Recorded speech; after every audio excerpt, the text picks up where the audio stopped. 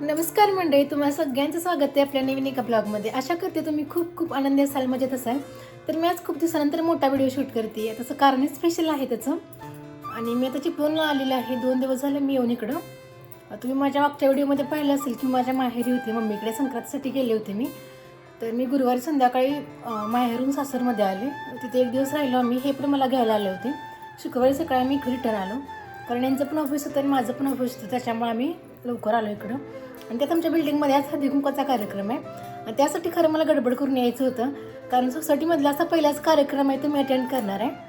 आणि आल्यानंतर पण मला जास्त काही शूट नाही करता आलं, कारण माझं सगळा 2-3 दिवस माझे सगळे पसारा लावण्यात आणि झाडलोट करण्यातच गेले. कारण यांना कसं यांना पॉसिबल झालं नाही सगळ्या गोष्टी रोज, नाही का. त्यांचं आवरणं म्हणा किंवा नाश्ता वगैरे करून खाणं, झाडलोट वगैरे करणं, ते थोडेफार तरी करत होते हे. पण शेवटी घराला बाईशिवाय शोभा नसते ना, ते बरोबरच आहे. त्यामुळं माझं सगळा वेळ पूर्ण झाडलोट करण्यामध्येच गेला. त्यामुळे जास्त शूट नाही केलं मी त्या दिवशी. तर म्हटलं चला आज आपण ब्लॉग शूट करूया. तर हळदी-कुंकवाचा कार्यक्रम आहे, तर तुम्हाला पण दाखवते तसं मी. आणि आता 11 वाजायला आलेत. आणि खाली म्हणजे बिल्डिंगमध्येच आमच्या आज पूर्ण जेवण वगैरे असणार आहे, आमचं नाश्ता वगैरे सगळं. तर नाश्ता बनला आहे तिथं, आणि आता जस्ट मी नाश्ता घेऊन आले इकडं. तर म्हटलं चला तुमच्यासोबत पण शेअर करते सगळ्या गोष्टी. आणि आज सगळ्यांचं असं प्लॅनिंग आहे की काष्टा वगैरे घालायचा. आणि तसं काष्टा मी कधी घातलेलं नाही, म्हणजे स्वतःहून कधी नाही घातला मी आजपर्यंत. तर म्हटलं ठीक आहे, कार्यक्रम आहे म्हटल्यावर आपण ट्राय करूया. तर माझ्याकडे धवारी साडी आहे, पण ती कशी जास्त मोठी आहे, त्याच्यामुळे मला एकला ड्रेप करते आणि इम्पॉसिबल आहे. तर आपण म्हटलं सहावारी साडीचा आपण काष्टा ट्राय करूया. थोडीफार मी यांची हेल्प घेईलच. तर बघूया कसं होते काय होते. तुमच्यासोबत सगळ्या गोष्टी शेअर करते मी. तर आता नाश्ता करून घेते आणि बोलते तुमच्याशी. नाश्ता वगैरे करून झाला माझा. आणि आज कसं हळदी-कुंकवाचा कार्यक्रम आहे, त्याचसोबत बिल्डिंगमध्ये आज सत्यनारायणाची पूजा पण आहे. तर त्याच्यामुळे पूजा आता खाली चालू झाली आहे. तुम्हाला आवाज पण येत असेल मे बी. तर हे पण आवरून गेले आता मगाशी. आणि जेंट्स लोकांचा असं कॉस्ट्युम असणार आहे आज की व्हाईट कुर्ता आणि व्हाईट पॅन्ट. तसं यांच्याकडे कपडे आहेत, पण गावाला राहिले, यांच्याकडून गडबडीत येताना विसरले ते. तर यांनी रात्री जाऊन नवीन कुर्ता आणि ते घेऊन आले. तिने आता घातलं ते कपडे वगैरे आणि गेलेत खाली आवरून. आणि हा पसारा असं टाकून केले. त्यांना सेंट पाहिजे होते यातला, तर त्या एका सेंटसाठी एवढा सगळा पसारा घातला आहे. तर आता म्हटलं राहू द्या असंच हे, कारण मला पण लागणार आहे ह्या आवरायला. असं काही आहे. चला आता माझी थोडीफार कामं आहेत अजून घरातली, मी ती पटकन आवरते. आणि थोड्या वेळाने मी पण रेडी व्हायला घेते. आणि तुम्हाला माझा तसा फायनल लुक दाखवतेच मी. आताही वरती आले तर तुम्हाला मी यांचा लुक दाखवते. तर असा आहे यांचा लुक. हा व्हाईट कुर्ता आणि पॅन्ट, आणि वरती त्यांनी हे ब्लेझर घातले आणि त्यासोबत हे रोज पण अडकवले. तर असा त्यांचा फायनल लुक आहे. मस्त दिसते लुक. टोपी कुठे? त्यांनी टोपी पण घातलेली. तर गाईज फायनली मी तयार झाले. असा माझा फायनल लुक आहे. मी सहावारीचा काष्टा घातलाय. जमला की नाही माहित नाही. जर तुम्ही कोण व्हिडिओ बघत असेल तर मला माझा लुक कसा दिसते मला कमेंट बॉक्समध्ये नक्की सांगा. असं काय आहे माझा लुक. तर आता आम्ही खाली जातोय. पूजा वगैरे झाली, आता सगळे जेवायला बसलेत, आम्ही पण जेवून येतो. त्याच्यानंतर पुढचा हळदी-कुंकवाचा कार्यक्रम चालू होणार आहे. तर चला तुम्हाला दाखवते तसं मी.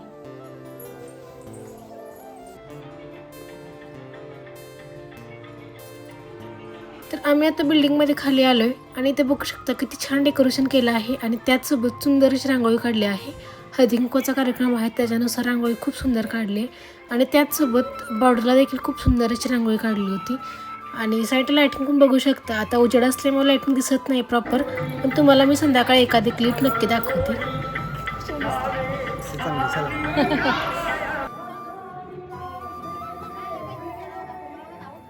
तर सगळ्यात आधी आम्ही सत्यनारायण पूजेचं दर्शन घेतलं.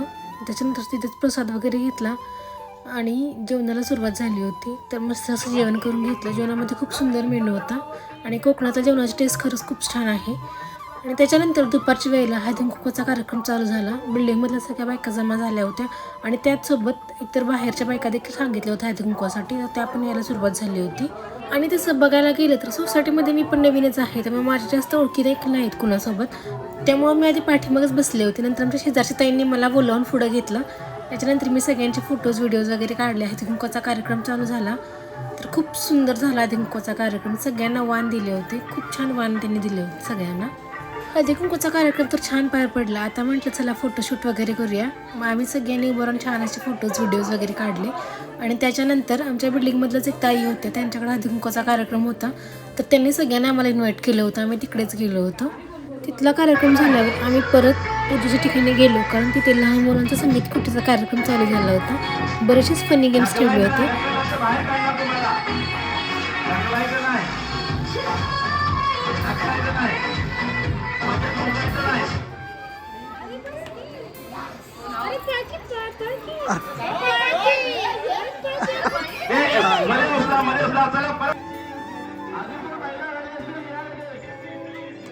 लहान मुलांचा कार्यक्रम झाल्यावर महिलांसाठी संगीत खुर्चीचा कार्यक्रम आयोजित केला होता. तर त्याच्यामध्ये मी पण पार्टिसिपेट केलं होतं आणि मी पहिल्यांदाच इकडे आल्यापासून अशा कुठल्या तरी कार्यक्रमामध्ये भाग घेतला होता. तर खरंच खूप छान वाटलं मला.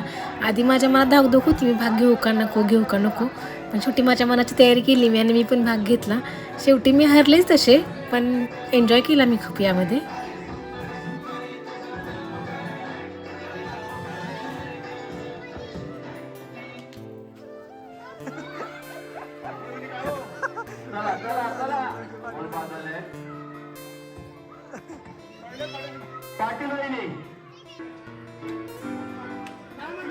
लेडीजचा संगीत खुर्चीचा कार्यक्रम संपल्यावर त्याने जेंट्ससाठी पण संगीत खुर्चीचा कार्यक्रम ठेवला होता. तर त्याच्यामध्ये पण बऱ्याच जणांनी पार्टिसिपेट केलं होतं. आमच्या यांनी पण केलं होतं पार्टिसिपेट आणि हे तर पहिल्या राऊंडमध्येच आउट झाले.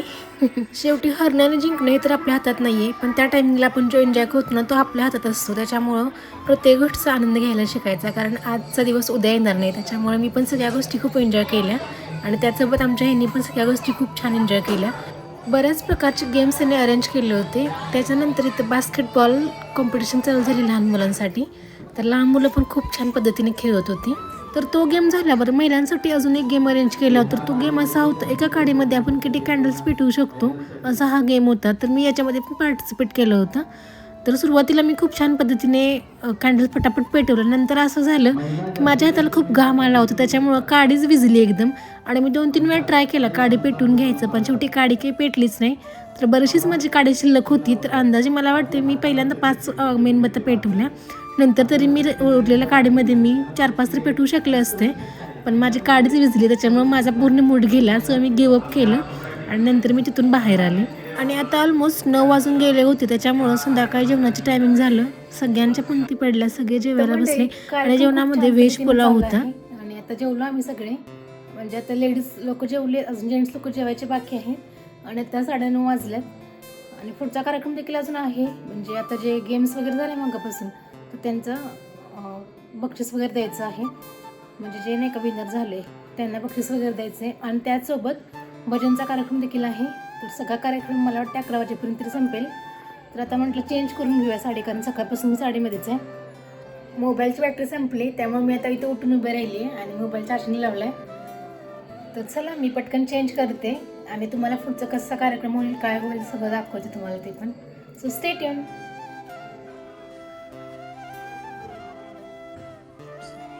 तर इथं बघू शकता आता लायटिंग कशी छान दिसते. अंधार पडल्यामुळं आता लायटिंग एकदम प्रॉपर दिसते. सकाळी काही मला दाखवता आलं नाही, उजेड असल्यामुळे लायटिंग काही उठून दिसत नव्हती. सो म्हटलं तुम्हाला आता दाखवते मी. त्याच्यानंतर इथं बक्षीस वितरणाचा कार्यक्रम चालू झाला.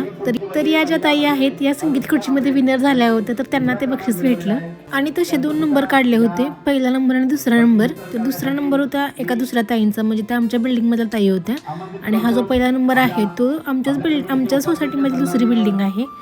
ते बी किंवा सी विंगमध्ये त्या राहत असतील, आम्ही ए विंगमध्ये राहतो. तर आमच्या ए विंगमधल्या ताईंना सेकंड बक्षीस भेटलं होतं संगीत खुर्चीसाठीचं.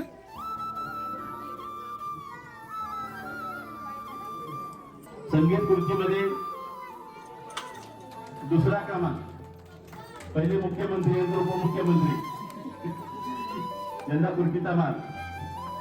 पाटील सर संगीत खुर्ची. लहान मुलांच्या संगीत खुर्चीमध्ये आमच्या शेजारच्या ताई आहेत ना, त्यांच्या मुलाचा पहिला नंबर आला होता, तर त्याला पण बक्षीस दिलं आणि त्याचसोबत दुसरा पण नंबर त्यांनी काढला होता, त्याला पण बक्षीस दिलं.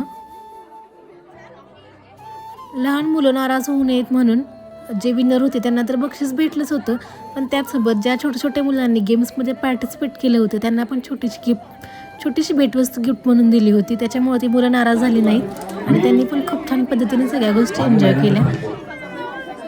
महिलामधून उभ्या कदम पाटील मॅडम उभ्या या, आपल्यासोबत ते छोट्या मुलांना बक्षीस वितरित करायचं आहे. तर मंडळी कार्यक्रम खूप छान पद्धतीने पार पडला. बक्षीस वितरणाचा कार्यक्रम पण पूर्ण झाला आणि आता भजन खाली चालू होईल थोड्या वेळात. तसा वेळ खूप झाला आहे, 11:30 वाजून गेलेत. तर मी वरती निघून आले कारण झोप आली. तर चला, आजचा दिवस खूप छान गेला. तर अशा पद्धतीने मी माझा आजचा ब्लॉग असं इथंच एंड करते. भेटूयात नेक्स्ट ब्लॉगमध्ये. Bye, good night.